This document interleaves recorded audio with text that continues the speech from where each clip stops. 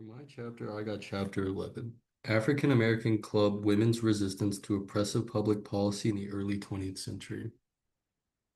In this video, I'll be going over chapter 11 by talking about the main point of the chapter and then the five supporting key points that make up the bulk information of this chapter. Main point.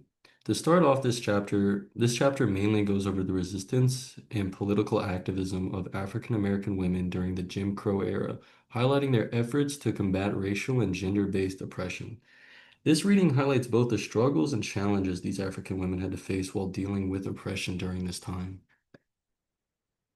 Now I will begin to cover the five key points of the reading that really summarize and give us a better understanding of what exactly these women had to go through during this time. For my first key point, I went over, or for the first key point, the reading went over political activism and leadership. People during this movement, there were many women that were like notable. A lot of them multiple of those women include Elizabeth Ross Haynes, Bertha Mary Madeline White, and Mary Church Terrell. These three are mainly famous for their facing gender discrimination, seeking political control in the office, and encouraging other women to do the same. They were part of groups like the Anti-Lynching Crusaders, and they were part of getting bills passed, such as the Dyer Anti-Lynching Bill. All of this was used to help further the African American woman's dream for equality of their people and to destroy the social system that created their racism. Moving on to my second key point, the reading goes over education as a resistance. And what this basically means is African American women should educate themselves as a form of resistance to their oppressors, because a lot of people would assume African American women were stupid and they couldn't really hold a political position and they didn't deserve these rights because of that. But this movement is basically showing that these women are intelligent and that they do deserve these rights.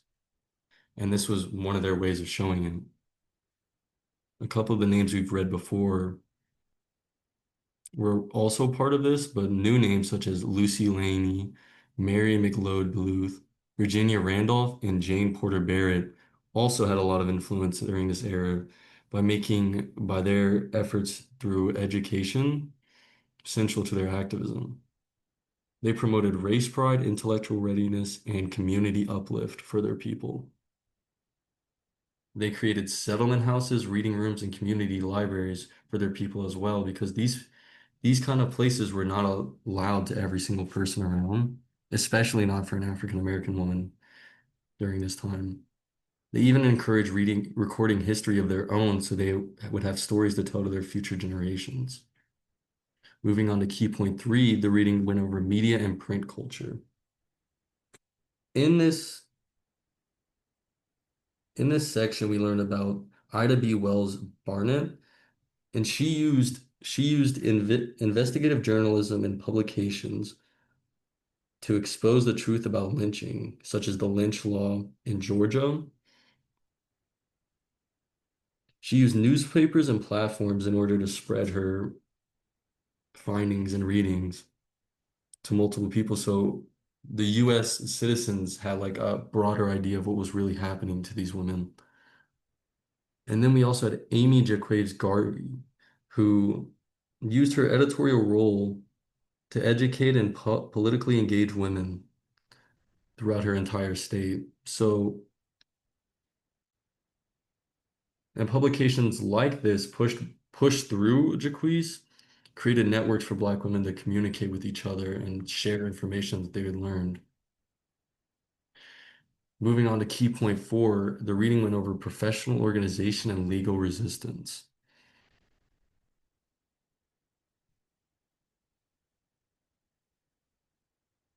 Organizations like the National Association of Colored Graduate Nurses fought for equal professional standard, and license rights.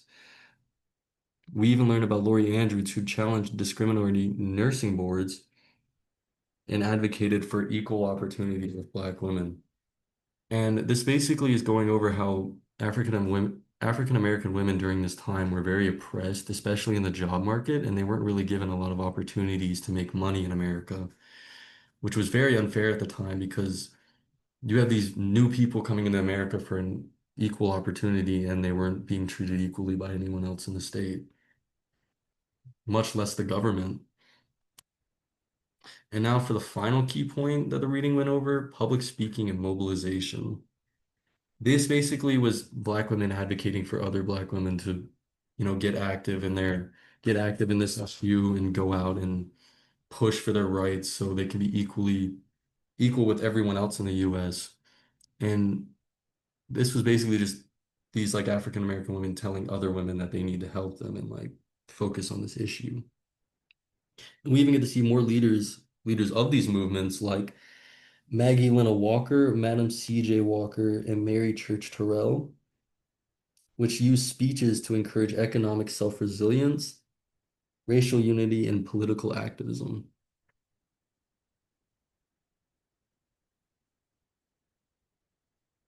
They used multiple different methods like multilingual speech that emphasized the importance of African American women's voices, and they used political action on businesses to advocate for women's empowerment and activism at the time.